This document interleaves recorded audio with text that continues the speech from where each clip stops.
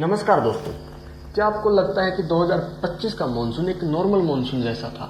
अगर हाँ, तो आपको बिल्कुल गलत लगता है।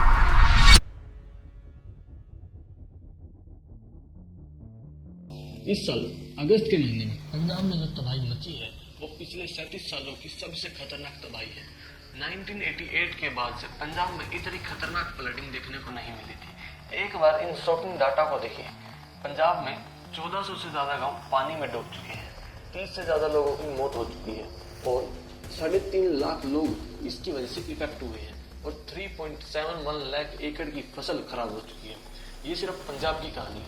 उत्तराखंड में क्लाउड बर्स्ट, हिमाचल प्रदेश में 7,000 करोड़ का नुकसान और जम्मू एंड कश्मीर में 40 से ज्यादा लोगों की मौत हो चुकी है। ये सब कुछ एक ही महीने में। और सबसे हैरान करने वाली बात है कि ये सब एक साथ हो रहा है 2025 में, जबकि क्लाइमेट साइंटिस्ट पहले से वार्न कर रहे थे कि ऐसा होगा। ये कोई आइसोलेटेड इंसिडेंट नहीं है दोस्तों।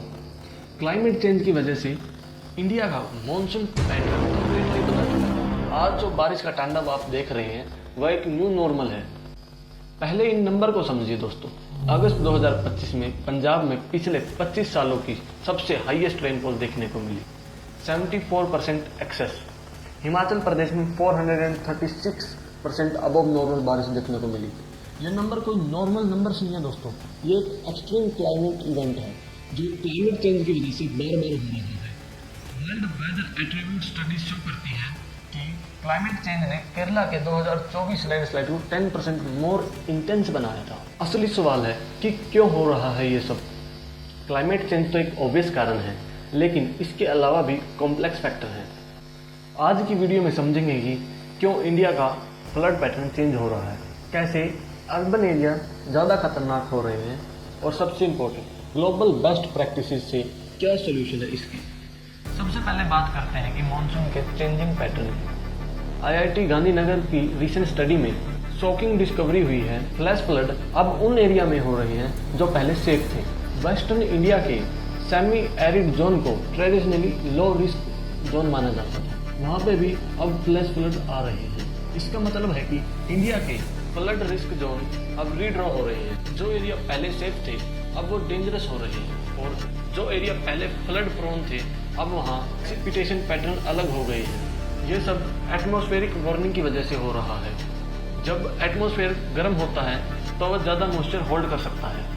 कैल्सियस कैपरॉन्स रिलेशनशिप के अनुसार हर 1 डिग्री सेल्सियस वार्मिंग के साथ एटमॉस्फेयर 7% ज़्यादा मॉइस्चर होल्ड कर सकता है। इसका मतलब है कि more intense rainfall. CMIP6 climate model की लेटेस्ट करेक्टेड प्रोजेक्शन शो करती है कि पहले जो हर 100 साल में एक बार एक्सट्रीम रेनफॉल होती थी अब वो 10 साल में एक बार होने लगी है। फ्यूचर क्लाइमेट प्रेडिक्शन की बात करें तो 2030 से 60 तक रेनफॉल एक्सट्रीम इवेंट 14% से बढ़ सकते हैं और 2060 से 2090 तक ये एक्सट्रीम रेनफॉल इवेंट 18% तक बढ़ सकते हैं। लेकिन यहाँ ट्विस्ट है दोस्तों, ये मॉडल भी अंडर एस्टिमेट कर रहा है इंडिया के रेनफॉल इम्पैक्ट को। रियल वर्ल्ड ऑब्जर्वेशन शो करती है कि चेंज ऑलरेडी प्रेडिक्शन रेट से काफी जल्दी हो रहा है।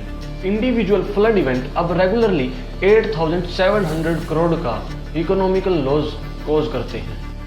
SBI रिसर्च के अनुसार 2023 में नॉर्थ इंडिया में 10 से 15,000 करोड़ का लॉस हुआ। ये सस्टेनेबल नहीं है। अब आते हैं सॉल्यूशन पर और यहाँ पे हमें ग्लोबल बेस्ट प्रैक्टिसेस से सीखना होगा। सबसे इनोवेटिव सॉल्यूशन है स्पॉन्ग सिटी कॉन्सेप्ट। ये चाइना का, जहाँ सिटीज को नेचुरल स्पॉन्ग की तरह डिजाइन किया जाता है जो कि रेन वाटर को ऑब्जर्व करे। स्पॉन्ग सिटीज में प्रीमेबल पेवमेंट होती है, ग्रीन रूफ होती है, कंस्ट्रक्टेड वेटलैंड होती है, नेचुरल ड्रेनेज सिस्टम होता है, रेन वाटर हार्वेस्टिंग सिस्टम होता है, अर्बन पार्किंग जो फ्लडिंग के टाइम पे डिटेंशन बेसिन का काम करती है। ये सारी चीजें मिलकर सिटी को फ्लड रिसेलेंट बनाती है। नेदरलैंड की अप्रोच भी सबसे इंप्रेसिव है। वो room of the river concept को यूज करते हैं। इंस्टेड ऑफ फाइटिंग फ्लड वो रिवर को स्पेस देते हैं नेचुरली ओवरफ्लो होने के लिए। डिजाइन एरिया में फ्लोटिंग होम्स बनाते हैं जो फ्लड के साथ एडजस्ट हो जाएं। डेल्टा वर्क प्रोजेक्ट दुनिया का सबसे लार्जेस्ट फ्लड डिफेंस सिस्टम है। इंडिया में भी कुछ एक्सपेरिमेंट हो रहे हैं। बेंगलुरु में BBMP ने 57 पॉन्ड्स को मॉडल स्पॉन्ग सिटी पार्क के रूप में डेवलप करने का प्लान बनाया है। मुंबई में आई फ्लो इम्प्लीमेंट किया गया। आई फ्लो मतलब इंटीग्रेटेड फ्लड वार्निंग सिस्टम। अब 12 से 18 घंटे पहले early warning, satellite data, weather prediction model, AI based weather forecasting और LOT सेंसर को यूज करके हाइपर लोकल फ्लड प्रेडिक्शन हो रहे हैं। असम में FLEWS सक्सेसफुली काम कर रहा है। यह सिस्टम स्पेसिफिकली रिवेन्यू सर्कल्स को टारगेट करके प्रिसाइज वार्निंग देता है। HEC, HMS, hydrological model and WRF weather data का यूज करके एक्यूरेट फ्लड फोरकास्टिंग करते हैं। तमिलनाडु में सी फ्लोज चेन्नई सिस्टम, जो इंडिया का first integrated coastal flood warning system है। Community based early warning system भी डेवलप करना होगा, जहां लोकल कम्युनिटी को ट्रेन किया जाए फ्लड इंडिकेटर को आइडेंटिफाई करने के लिए। ट्रेडिशनल नॉलेज को करंट मॉडर्न टेक्नोलॉजी के साथ कंबाइन किया जा रहा है for better prediction. Individual level पे भी हम बहुत कुछ कर सकते हैं। रेन वाटर हार्वेस्टिंग सिस्टम को इंस्टॉल करना घर में, प्रीमेबल मटेरियल यूज करना, रूफटॉप गार्डन बनाना जो नेचुरल स्पॉन्ग का काम करे, छतों को व्हाइट पेंट कराना जो हीट आइसलैंड इफेक्ट को कम करे। गवर्नमेंट लेवल पे कुछ मेजर स्ट्रक्चरल चेंज लाने होंगे, उसमें फ्लड प्लेन जोनिंग सबसे क्रूशियल है। रिवर के नेचुरल फ्लड प्लेन को कंस्ट्रक्शन से बचाना होगा। Room of the river concept को इम्प्लीमेंट करना होगा, जहां रिवर को नेचुरली ओवरफ्लो एरिया दिया जाए। डैम सेफ्टी और रिजर्वर ऑपरेशन रूल को क्लाइमेट चेंज के एरा के लिए अपडेट करना होगा। 2021 में डैम सेफ्टी एक्ट पास हुआ था, जो लार्ज डैम को प्रॉपर सर्विलेंस इंश्योर कराता है, लेकिन रिजर्वर मैनेजमेंट को भी मॉडर्नाइज करना होगा एक्सट्रीम वेदर इवेंट के लिए। नेचर बेस्ड सॉल्यूशन पर भी फोकस करना होगा। फॉरेस्ट रिस्टोरेशन, जो नेचुरल सी वॉल्स का काम करते हैं। वेटलैंड को इंक्रीज करना होगा, जो नेचुरल वाटर ट्रीटमेंट प्लांट है। स्टडी शो करती है कि nature based solution 50% more cost effective है ट्रेडिशनल ग्रे इंफ्रास्ट्रक्चर से, प्लस वो मल्टीपल को बेनिफिट प्रोवाइड करते हैं। बायोडाइवर्सिटी कंजर्वेशन, एयर की क्वालिटी को इंप्रूव करते हैं।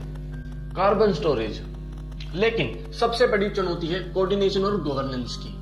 फ्लड मैनेजमेंट सिर्फ इंजीनियरिंग प्रॉब्लम नहीं है, यह एक कॉम्प्लेक्स गवर्नेंस चैलेंज है। Central government, state government, local bodies, private sector सबको मिलके इंटीग्रेटेड अप्रोच अपनाना होगा। फाइनेंशियल की बात करें तो करंटली इंडिया में फ्लड इंश्योरेंस बहुत कम है, सिर्फ 1% हाउस होल्ड के पास फ्लड इंश्योरेंस है। गवर्नमेंट को पैरामेट्रिक इंश्योरेंस स्कीम को एक्सपेंड करना होगा, जो सैटेलाइट डाटा यूज करके ऑटोमेटिकली पे आउट करती हो। क्लाइमेट फाइनेंस भी मेजर इशू है। इंडिया को अपनी रिसाइलेंस बिल्डिंग के लिए इनोवेशन फाइनेंस मैकेनिज्म डेवलप करना होगा, जैसे green bond, climate resilience bond जैसी चीजें। रेगुलर कोऑपरेशन स्पेशली ट्रांसबाउंडरी रिवर्स के साथ। एजुकेशन और अवेयरनेस भी इंक्रीज करनी होगी। स्कूल्स और कॉलेजेस में क्लाइमेट साइंस और डिजास्टर प्रिपेयर्डनेस मैंडेटरी सब्जेक्ट बनाने होंगे। कम्युनिटी रिसाइलेंस प्रोग्राम लॉन्च करने होंगे, जहां लोकल कम्युनिटीज को फ्लड प्रिपेयर्डनेस ट्रेनिंग देनी होगी। रिसर्च एंड डेवलपमेंट में मैसिव इन्वेस्टमेंट बढ़ानी होगी। इंडिजीनियस सॉल्यूशन डेवलप करना होगा, जो इंडिया को स्पेसिफिक जियो क्लाइमेटिक कंडीशन के लिए सुटेबल हो। IITs और रिसर्च इंस्टीट्यूट ने फ्लड मैनेजमेंट के लिए एक डेडिकेटेड फंडिंग देनी होगी। फ्यूचर प्रोजेक्शन की बात करें तो कंडीशन और भी सीरियस हो सकती है। वर्ल्ड बैंक के अनुसार 2 डिग्री सेल्सियस वार्निंग पर इंडिया का क्लाइमेट हाईली अनप्रिडिक्टेबल हो जाएगा। एक्सट्रीम वेट मॉनसून 10 साल में आने लगेगा, जो 100 साल में एक बार आता था। हिमालयन ग्लेशियर भी रैपिडली मेल्ट हो रहे हैं, जिससे रिवर सिस्टम का बिहेवियर चेंज हो रहा है। गर्मियों में बादल फटने का रिस्क बढ़ रहा है, और लॉन्ग टर्म की बात करें तो वाटर अवेलेबिलिटी इफेक्ट होगी इससे। मैरीन हीट वेव भी इंक्रीज हो रही हैं इंडियन ओशियन में। 2050 तक कई एरियो में 220 से 250 days per year marine heat wave expected है। ये मॉनसून पैटर्न को और भी अनएक्सपेक्टेड बना देती है। लास्ट में दोस्तों ये बात क्लियर है, 2025 का मॉनसून कोई वन ऑफ एक्सट्रीम इवेंट नहीं है, ये क्लाइमेट चेंज का डायरेक्टली इफेक्ट है, और ये पैटर्न और भी इंटेंसिफाई होता जा रहा है। हमें रिएक्टिव अप्रोच छोड़कर प्रोएक्टिव साइंस बेस्ड अप्रोच को अपनाना होगा। सॉल्यूशन एग्जिस्ट करते हैं, टेक्नोलॉजी है, नॉलेज है, ग्लोबल बेस्ट प्रैक्टिसेस है, जरूरत है पॉलिटिकल विल की, माइंडसेट चेंज की और कोऑर्डिनेशन की। हमें समझना होगा कि फ्लड मैनेजमेंट सिर्फ डैम और इम्बैंकमेंट बनाना नहीं, ये होलिस्टिक अप्रोच है जिसमें टेक्नोलॉजी, नेचर, कम्युनिटी और गवर्नेंस सब इंटीग्रेट होते हैं। तो दोस्तों, क्लाइमेट चेंज रियल है, इफेक्ट आपके सामने है, लेकिन इसके सॉल्यूशन भी पॉसिबल है।